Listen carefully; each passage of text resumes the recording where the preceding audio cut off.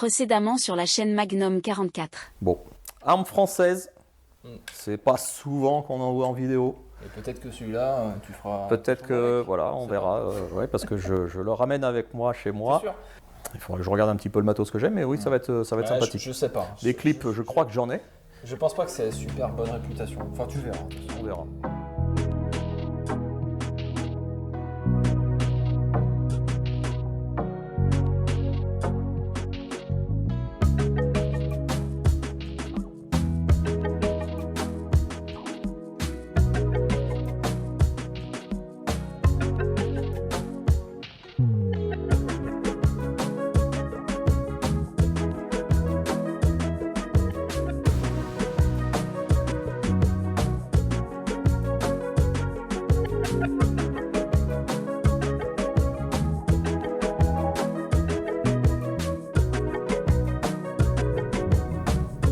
Bonjour à tous et bienvenue dans une nouvelle vidéo Magnum 44.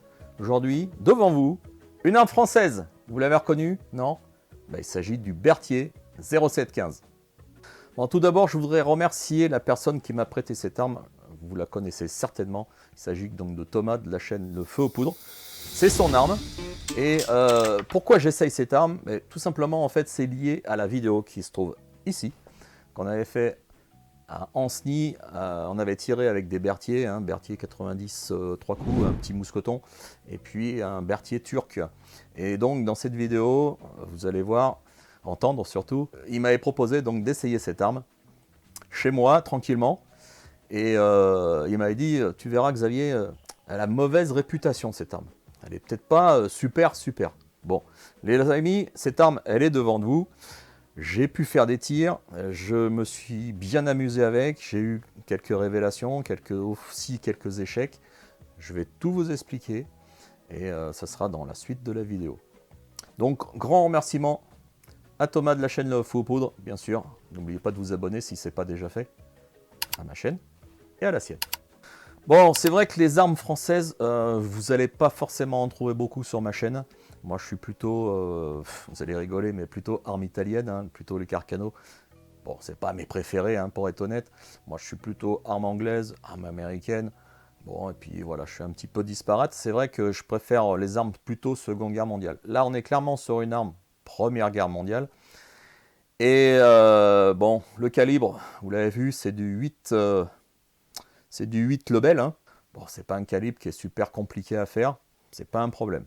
Donc voilà, sur ma chaîne, moi, vous allez retrouver le Berthier M16 que j'avais pu essayer. Donc ça va être sur la fiche ici. Le Berthier M16, et j'avais fait en tout 4 vidéos. Donc à la fois sur le Berthier, M16 bien sûr, et puis sur le rechargement de 8 Lebel. Donc si vous êtes intéressé, allez voir ces 4 vidéos. Alors, pour vous parler un petit peu de cette arme, je me suis dit, je vais quand même pas faire toute l'historique des armes françaises, parce qu'en fait, c'est assez compliqué, et puis, clairement, c'est pas mon domaine. Donc là, honnêtement, je ne vais pas vous parler des mousquetons, par exemple le M16 que j'avais essayé. Je ne vais pas vous parler non plus des Berthier, des 3 coups de 1890, là, qui avaient pour la cavalerie... les gendarmes, enfin bon, il y en avait, je crois qu'il y en avait 3 différents.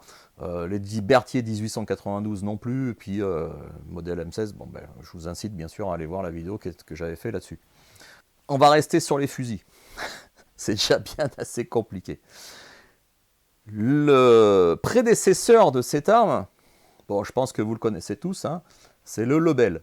Le Lebel 1886, produit jusqu'en 1904. Ok, pas de souci.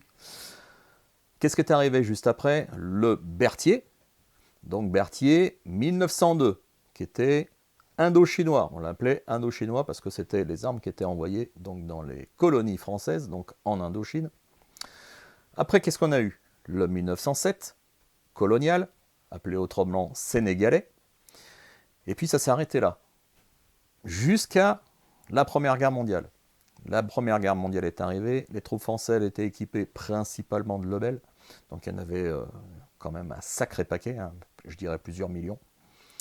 Mais ils ont utilisé aussi les 0715, sauf qu'ils ont voulu, donc les autorités de l'époque, voulu le moderniser, et donc à partir de 1915, ils ont produit une version améliorée du 1907, donc le modèle 0715. Alors, caractéristiques de cette arme. Donc on parle bien d'une modification, donc en 1915, donc conversion du 1907.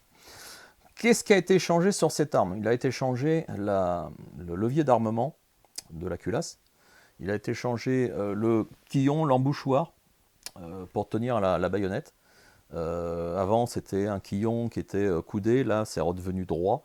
Voilà, il y a eu quelques petites modifications comme ça. Et c'est marrant parce qu'en fait, ils ont conservé la hausse du lebel. Voilà, allez savoir pourquoi. Sans doute que ça allait bien. Bon, principale caractéristique de cette arme, donc c'est une arme qui est assez grande, elle fait 1m30. Si vous rajoutez la Rosalie qui était en dotation à l'époque, ça monte à 1m80, donc ça fait un sacré bébé, je pense assez encombrant. Le calibre, eh ben, c'est du 8,50 R Lebel. Alors peut-être que des fois sur certaines boîtes de recharge de munitions, comme les PPU partisans, pardon, eh ben, c'est marqué 8,51 R. Bon, je ne sais pas réellement pourquoi, mais honnêtement, il n'y a aucun dysfonctionnement quand on met ces cartouches dedans. Il n'y a aucun problème. Le poids de cette arme, 3,8 kg. Le canon, 80 cm. Donc, ce qui fait quand même une arme assez intéressante. On va parler des successeurs de cette arme, vite fait.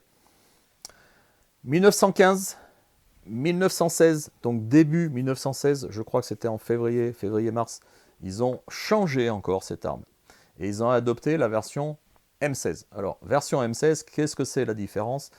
Eh bien, ils sont passés d'un boîtier 3 coups à un boîtier 5 coups. Donc, généralement, on les voit souvent sur les mousquetons. C'est exactement la même chose, à part que c'est plus grand. Donc, ils sont passés d'un magasin, enfin des clips comme ça de 3 à 5. Bon, est-ce que ça a apporté une amélioration? Oui, parce que l'adversaire en face, c'était les Mauser. Eh bien, ils avaient des 5 coups. Donc voilà, ils sont revenus à 5 coups. Bon, ok. Bon, après les M16, on a eu le modèle 0715, modèle 34. C'est compliqué les armes françaises, les gars. Qu'est-ce qu'il y a eu comme modification? Eh bien, ils ont viré le 8 Lebel et ils sont passés à la nouvelle cartouche qui était en vigueur à l'époque, la 7,5 54. Donc, plus en conformité avec les cartouches qui se faisaient à l'époque. Voilà, donc, modification du boîtier de culasse, modification du magasin, et donc, nouvelle arme. Voilà, et tout ça pour rechanger encore pour les masses. Alors, les masses, il y en a eu un paquet. Je ne vais pas tous les nommer, parce que ça a commencé au MAS 29 pour finir au MAS 36. Et là, je peux vous assurer qu'entre tout ça, il y en a eu un sacré paquet. Voilà, donc tout ce qui traite des armes françaises, faut s'accrocher. Voilà, moi je vous dis, c'est pas mon domaine, et heureusement que j'ai pris des notes parce que je ne m'en sortirai pas. Donc voilà, donc pas facile, pas facile. Bon, je vais revenir un petit peu sur cette arme. Qu'est-ce qu'il y a comme caractéristique? Bon, c'est vrai que je vous ai parlé de la hausse. La hausse est intéressante parce qu'elle peut être utilisée de 3 façons différentes. Vous avez la hausse qui est orientée vers l'arrière, qui commence, donc c'est étagé, hein, qui commence à 400 mètres jusqu'à 800 mètres. Bon, ok, ça peut être intéressant. Mais moi, si je tire beaucoup plus près, qu'est-ce qu'on a? Parce que ces armes étaient utilisées dans les tranchées, hein, Verdun, chemin des dames, enfin, vous connaissez l'histoire. 14-18, ça a été un peu la pagaille. Hein. Bref, on peut orienter cette arme avec une hausse en avant. Et là, on a une hausse de combat qui est 250 mètres. Et là, dans la vidéo, dans les tirs que vous allez voir par la suite, j'ai utilisé cette hausse de cette façon. Et déjà, quand on tire à 100 mètres, c'est un petit peu compliqué. Bon. Troisième possibilité, on l'oriente vers le haut. Et là, on passe d'une hausse de 800 à 2400 mètres. 2400 mètres, ça devait être chaud hein, quand même. Voilà. Je vais vous parler vite fait du guidon à l'avant. Alors, sur ce modèle-là, je ne sais pas si c'est normal, mais j'ai pas l'impression de voir qu'il y a un réglage. Alors, logiquement, c'est sur queue d'aronde, mais là, honnêtement, j'ai du mal à voir. C'est un petit peu confondu avec le métal, mais normalement, c'est réglable. Voilà. Par contre, il y a un tout petit trait. C'est un guidon qui fait 6 mm de large. C'est hyper large. Ça a son utilité. Et par contre, il y a un tout petit trait au milieu. Et ça, c'est intéressant parce qu'on le voit quand même pas mal. Donc cette utilité de 6 mm de large, en fait, quand vous regardez dans l'arme, en fait, ce guidon va rentrer parfaitement dans le U que forme la hausse. Et il y a très très peu d'écart. Et je pense au niveau facilité d'emploi, eh ben ouais, c'est vachement plus facile. Moi en tout cas, j'ai eu de moindres problèmes, j'ai pas eu de problème pour tirer avec cette arme, puisque les organes de visée, malgré qu'ils soient énormes, ben, ils étaient super bien définis, super bien dessinés, et ça allait plutôt pas mal. Voilà. Bon alors les gars, avant de vous emmener au stand de tir pour pouvoir essayer cette arme, les tirs je les ai faits il y a quelques semaines, et pour rien vous cacher, je les ai trouvés un peu médiocres. Bon, comparé aux essais que j'avais fait avant, je les ai trouvés moins bons. Alors peut-être que c'est dû au fait que je filmais, parce qu'à chaque fois que je prépare une caméra, machin truc, il y a toujours un problème, et les tirs, ouais, effectivement, sont un petit peu moins bons. Pour préparer cette vidéo, honnêtement, j'ai testé cette arme de façon tranquille. Donc, j'ai pas voulu tester des munitions d'époque. Voilà, je voulais pas m'embêter avec faire un tri de munitions parce que j'en ai quelques-unes, mais voilà, il aurait fallu que je regarde si la poudre était bonne, si les amorces étaient bonnes. Enfin, quand on teste les amorces, ben, on les change systématiquement. Donc, honnêtement, les munitions d'époque, je voulais pas en entendre parler. J'ai testé des munitions PPU partisan, voilà, c'est sans souci pour moi. Bon, certaines personnes, PPU partisan, c'est pas super régulier, donc c'est pas génial, ça coûte pas cher, donc c'est forcément de la, j'allais dire de la merde. Non, pour moi c'est pas ça. Effectivement, c'est pas cher. Est-ce qu'elles sont moins régulières que les autres? Honnêtement, j'en sais rien. Pourquoi? J'en sais rien. Parce que tout simplement, je les ai rechargées ces munitions. Donc, effectivement, je les avais tirées avant, mais je les ai rechargées pour pouvoir faire ces tests. Et ce test que j'ai fait bien avant de faire cette vidéo, c'est sur cette fiche-là, puisque moi j'ai l'habitude de conserver mes cibles, mais je préfère aussi conserver mes résultats sous cette forme-là, parce que c'est vachement plus pratique. On peut les ranger dans un classeur, et puis je me rappelle au moins ce que j'ai fait. Donc pour préparer cet essai, préparer cette vidéo, j'ai fait justement un essai, tranquillement, sans caméra, et les résultats étaient vachement meilleurs. Oui. Pour rien vous cacher, j'ai testé cette arme à 25 mètres. À 25 mètres, imaginez un petit peu, j'ai visé bas visuel noir. Donc bas visuel noir, j'ai fait un trèfle dans le centre de la cible, dans le 10. Je me suis dit, waouh, super, pas de problème. Je suis passé à 50 mètres. Là, le trèfle, il s'est un petit peu écarté. Logique aussi, plus la distance grandit, plus les tirs vont un petit peu s'écarter. Bon, là où j'étais un petit peu surpris, c'est pour les tirs à 100 mètres, donc j'ai tiré 3 cartouches. Et là, j'ai visé bas visuel noir, et les tirs se sont vraiment déplacés vers le haut de la cible. Alors j'avais 2 noirs et un blanc, donc vous voyez un petit peu le groupement, ça remonte un petit peu à la lisière du noir au-dessus. Je me suis dit, bon, on va essayer autre chose, je vais viser bas de la cible. J'ai fait des tirs, 3 cartouches également, et là, le même groupement s'est déplacé vers le bas. J'avais un noir et 2 blancs. Bon, ce qui veut dire que, en fait, avec cette arme, avec la hausse de combat à 250 mètres, il ne faut pas viser bas visuel noir. Il ne faut surtout pas faire du point visé, point touché. Non, il faut contre-viser, je dirais, entre le bas visuel noir et le bas de la cible. Donc c'est voilà, il y a une marge un petit peu qui est pas super facile à trouver. Malheureusement, pour le reste de la vidéo et les tirs, je ne sais pas, je ne me rappelle plus honnêtement sur quoi et comment j'ai tiré, mais les tirs, ça n'a pas été forcément ça. Bon, par contre, enseignement à tirer, je vous invite à regarder le reste de la vidéo. Allez, c'est parti. Bon les amis, pour cet essai, donc du Berthier 0715, je vais utiliser des munitions rechargées comme je l'ai dit précédemment. C'est des munitions de base PPU, donc avec des étuis PPU. Les munitions, les projectiles, c'est du PPU aussi, hein, donc entre guillemets du bas de gamme. Mais on obtient quand même. Si on est assidu d'assez bons résultats, en tout cas on peut avoir de bons résultats. C'est pas parce que vous achetez des projectiles chers qu'ils sont forcément de meilleure facture ou de meilleure, enfin qu'ils soient meilleurs tout simplement. En fait tout dépend du rechargement, tout dépend peut-être du tireur aussi. C'est assez raide à mettre ces clips là. Donc c'est des clips de 3, donc comme je l'ai dit précédemment, c'est des clips de 3. J'ai installé au pied là, j'ai ma longue vue que je vais pouvoir voir directement sur mon application, puisque pour une première, j'essaye la caméra Apexel. Alors c'est pas évident, parce que honnêtement, il faut bien que ça soit bien réglé au niveau dioptrie. Donc c'est un galop d'essai, voilà, j'essaie. Je sais pas si ce sera super net, honnêtement j'espère. Ça serait dommage.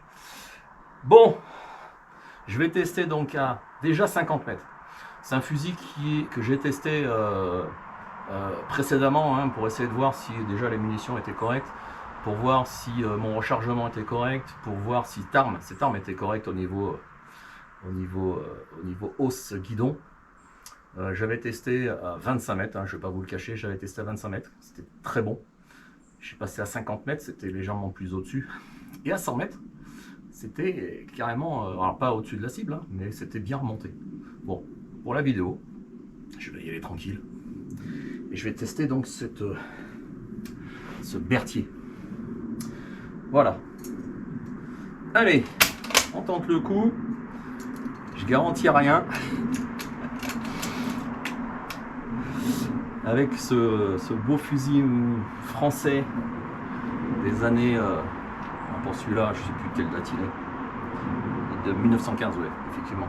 1915, donc 0715. 1915, je l'ai dit précédemment, mais c'est une des premières armes qui ont été transformées. Allez, je mets la caméra en route de la cible, si ça veut. C'est parti. Et on teste à 50 mètres, les amis. Hop là.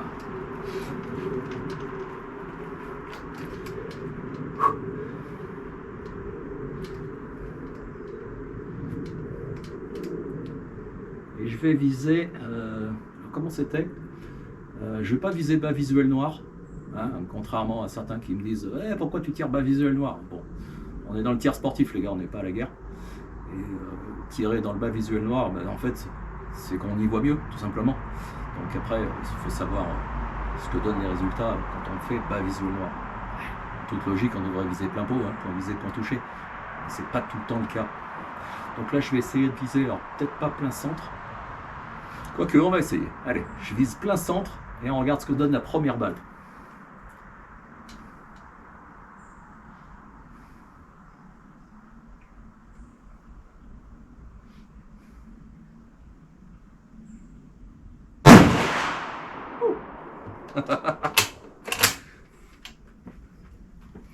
Alors,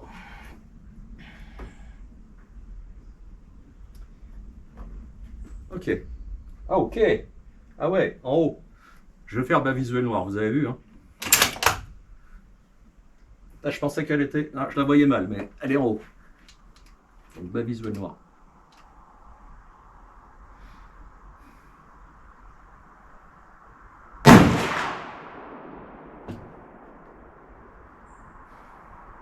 La hauteur est bonne, mais c'est un tout petit peu à droite. Et le clip est tombé. Système manicheur. Ça c'est cool.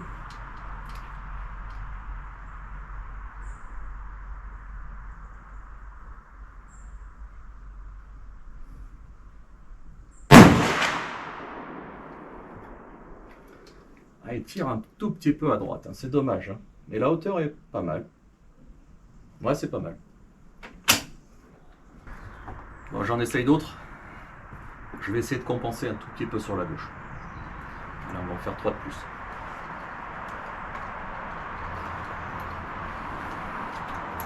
Alors, ce qui est emmerdant, c'est qu'il faut mettre ça là-dedans. Et ça, c'est C'est le côté négatif de la chose en fait. Hein. Un tout petit peu dommage. Parce que le clip a beau être neuf, c'est un peu raide. Et là. Là. Allez, on est en route. Hop.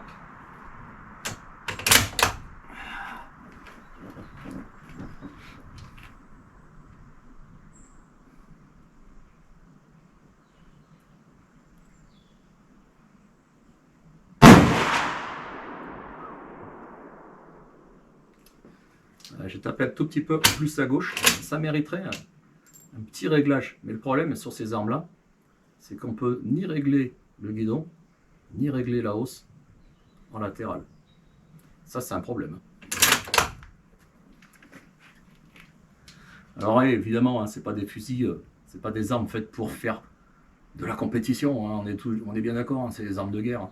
Il y aurait un gars là-bas, je l'aurais eu de toute manière. Hein. Surtout à 50 mètres.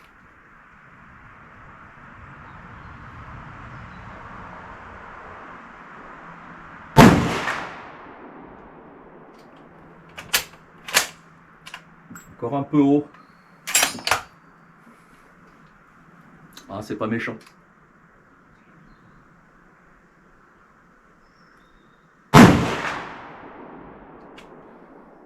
bah là, complètement à gauche. Bon. Allez, je vais déplacer la cible à 100 mètres et on regarde ce que ça dit.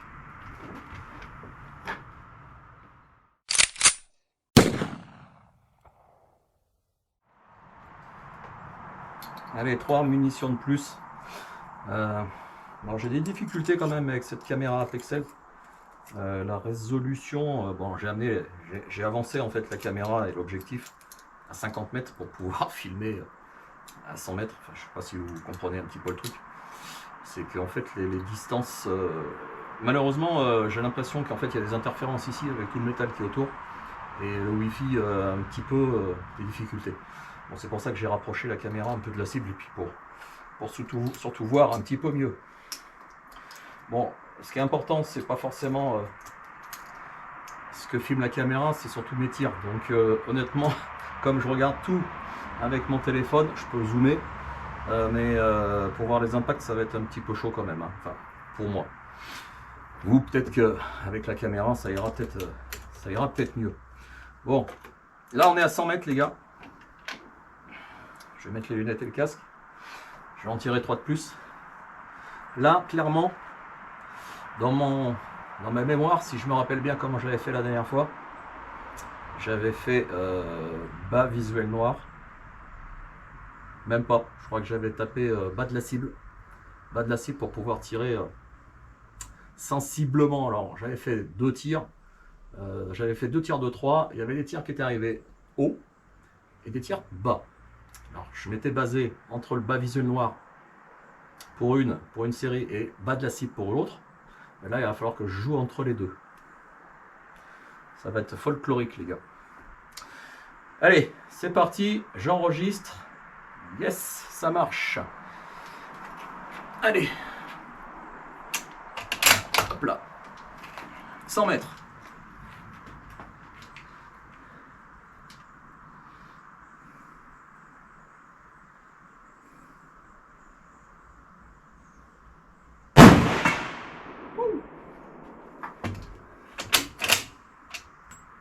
Alors, est-ce que je vois quelque chose?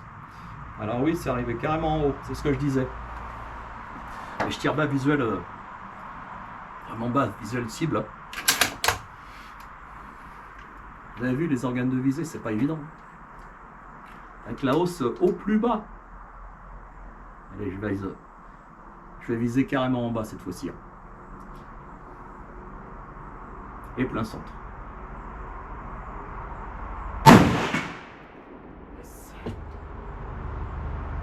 Et là, c'est arrivé en bas. Et c'est des fois incompréhensible.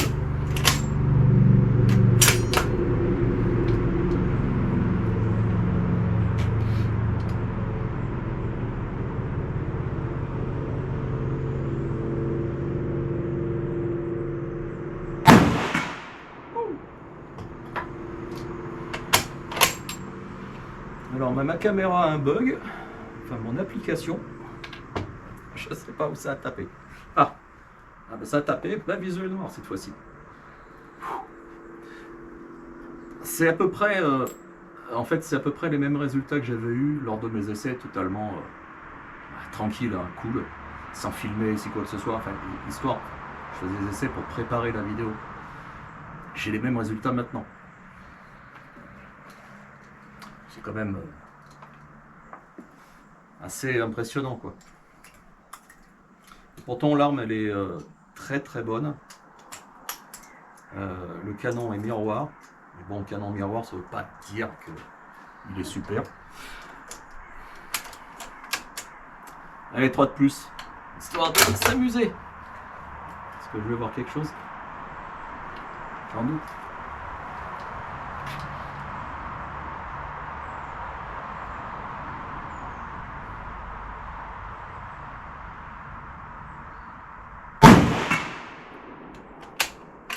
Ça tape, hein, le 8 Lebel. Bon les amis, je sais pas où ça a tapé. Je vois pas sur l'application.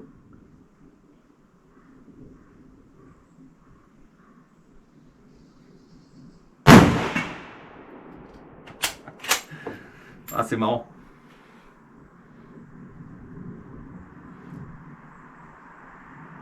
C'est marrant. Bon. D'après ce que je vois, ça remonte un tout petit peu. Voilà. Allez, encore un.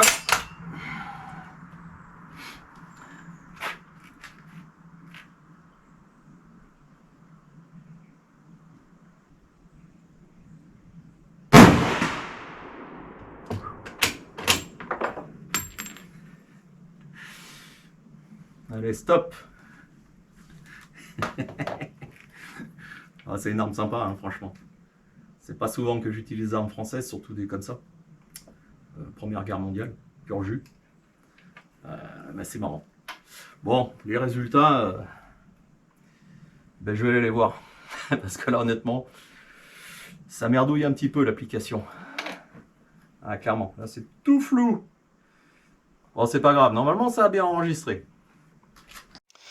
Bon, résultat. Bon, effectivement, j'ai très mal vu ce que je regardais dans mon téléphone et mon application. En fait, moi je visais ici, bas visuel noir, bas visuel cible. Et ça tapait entre les deux. Donc c'est un peu couillon de ma part. J'aurais dû continuer bas visuel noir. Et honnêtement, je pense que tout serait à rester dans le noir. C'est un petit peu dommage, hein. Bon les amis, je vais pas faire de conclusion tout de suite parce que la vidéo n'est pas finie. Déjà, première explication. Le problème, alors on ne vient pas de l'arme, le problème c'est que moi j'aurais préféré regarder dans une longue vue pour regarder au moins mes impacts et essayer d'y voir un petit peu mieux. Donc là, clairement, j'ai un petit problème dans mon installation pour visualiser les impacts, l'application, tout ça, c'est peut-être pas forcément super. Les munitions sont relativement bonnes, c'est plutôt pas mal. Je fais relativement, alors il y en a peut-être qui vont sourire, je fais peut-être un petit peu du point visé, point touché, c'est pas tout à fait le cas, puisque je visais bas visuel cible, hein, à 100 mètres, et j'étais relativement à peu près 10 cm au-dessus. Bon, j'y voyais très mal. Voilà, c'est le problème. Bon, le fusil, il est ce qu'il est, il est bien, mais j'ai pas encore assez d'entraînement là-dessus. Pourtant, j'ai fait pas mal d'essais. Et d'après les fiches que j'avais fait, parce que je conserve mes cibles, ok, mais je méthode tout ça, je fais un récap sur des fiches. Des fiches vierges de rechargement, un truc que j'ai un petit peu inventé pour pouvoir les classer dans un classeur, hein, en format A4. Et donc avec tous mes tirs que je fais, je sais ce que je fais, avec quel type de rechargement, quel type d'ogive et compagnie. Bon, là honnêtement, je retrouve pas ce que j'avais fait dans mon précédent test. C'est un petit peu dommage. Bon, c'est encore plus dommage parce que c'est pour faire la vidéo.